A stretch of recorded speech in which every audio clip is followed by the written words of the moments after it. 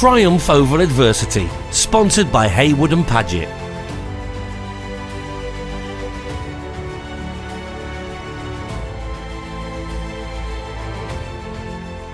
Frank Sr.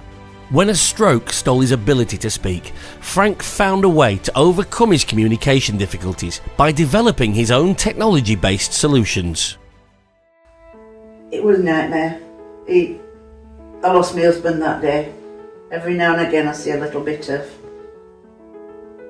before stroke. They said he'd never walk again or talk again, and that he should be in a care home.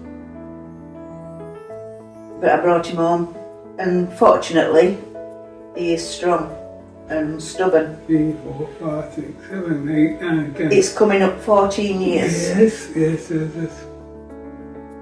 Come January, is it? Yeah, something like January, February. So yeah, it has been a battle. And a battle to get help. When he came home, he'd sit in a chair and he didn't know what a cup was. It was hoist into bed, out of bed, wheelchair. They did lend him one while he was in Mount Vernon, an electric one. And obviously as soon as he came home we got one as quick as we can, but he had to wait for an assessment with NHS one, so we finished up buying a second-hand one. As I said, they gave up on him with speech therapy. They said he wouldn't talk again. However, after 12 years, he started saying the odd word, and there's more and more coming out weekly. So yeah, he's brilliant. When he came home from hospital and that, they talked about him on computer. They could see that he knew how to work a computer because they tried him in Mount Vernon. So all the family put up and bought him iPad. Then he got back into laptop. See with the face here. Some days he can spell a word, other days he can't.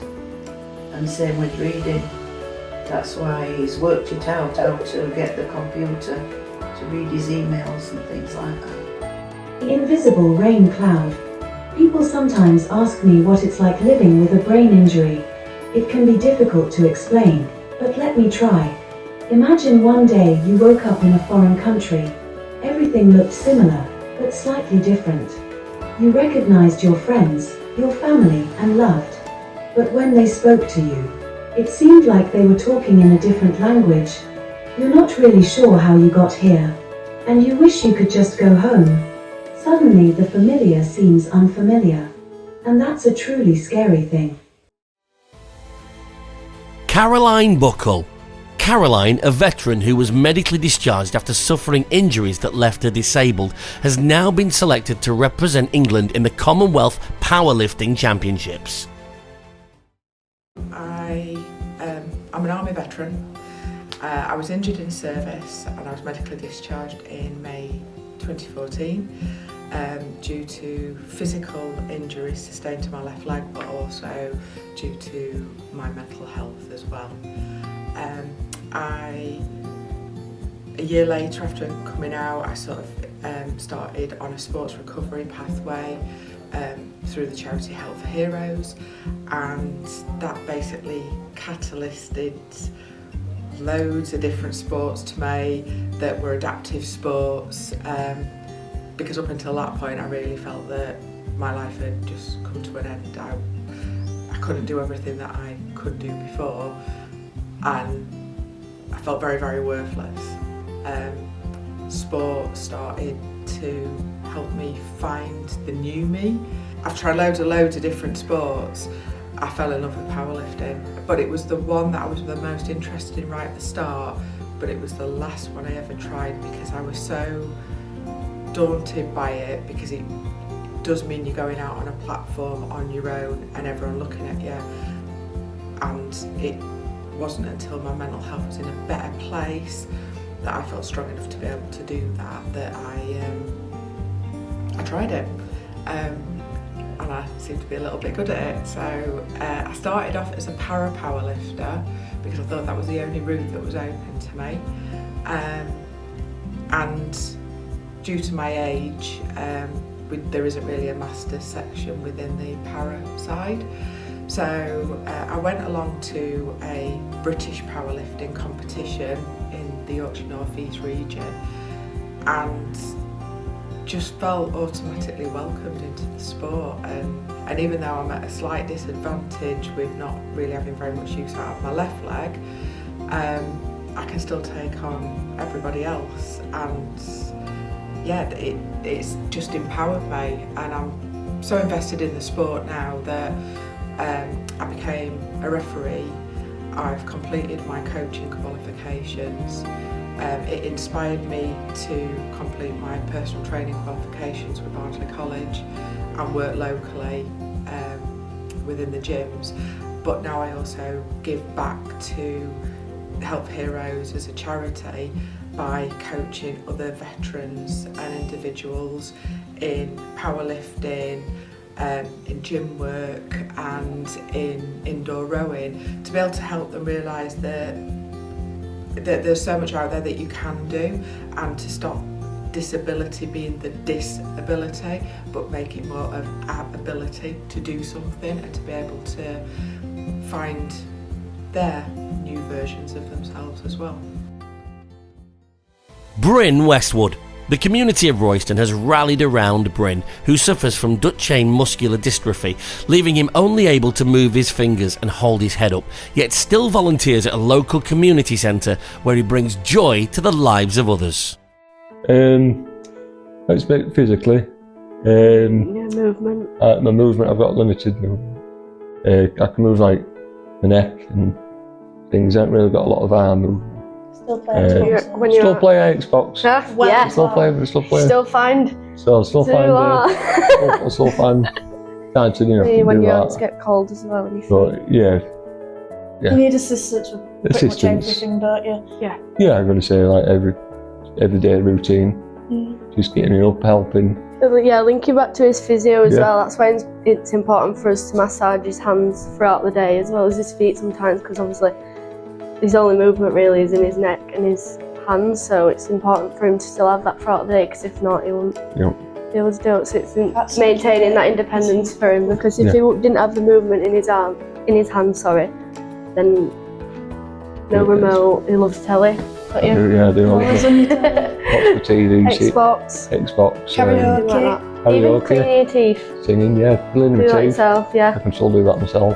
Usually been fighting it. When he's in a routine, it's a lot better, aren't you? Especially the Monday routine of bingo, getting you out. That's why it's important to keep that routine up.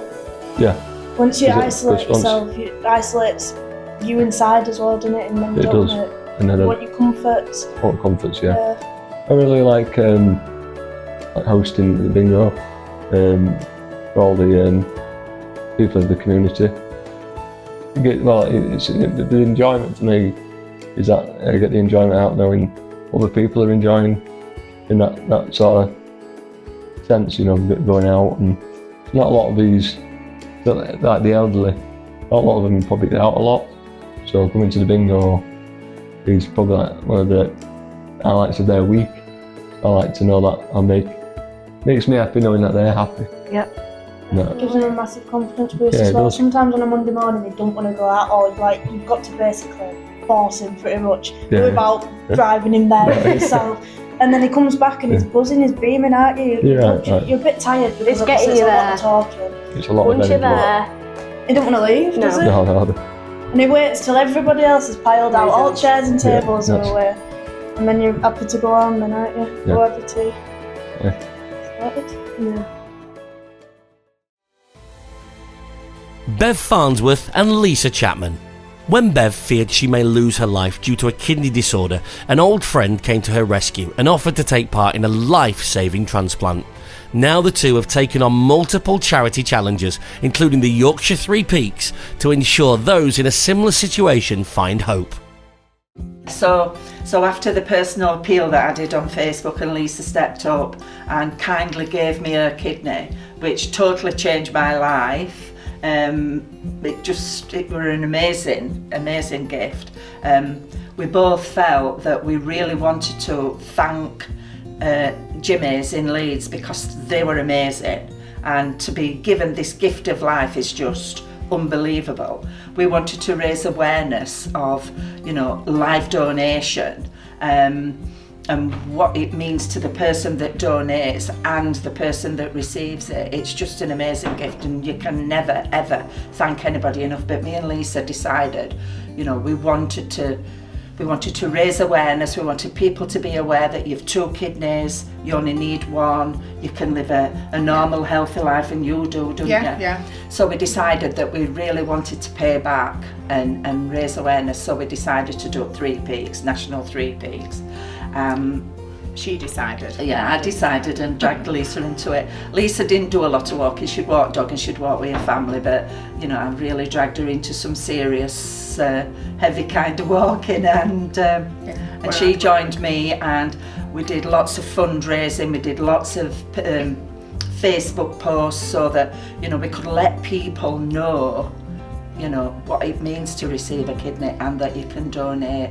We did fundraisers in pubs, and we did we had bands on whole roads, temple spas, everything.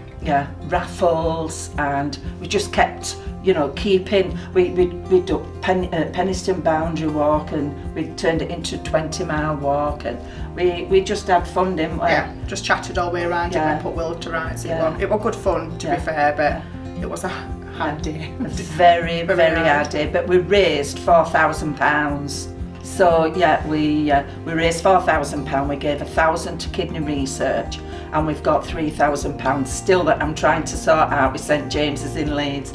I think I've got a contact. I mean, they're amazing staff, surgeons, everybody, and I think we've found a way to get this money, because I want it to go to the renal unit, to the kidney transplant unit, to the patients. And I think we've sorted out that we're going to buy a load of TVs for the patients, because their TVs are no good. So we're going to donate something useful rather than just handing money over. Yeah. You can see where money's gone. I didn't want to just just hand it over to a charity. I wanted it to be specifically for them, to let them know how much we appreciate everything.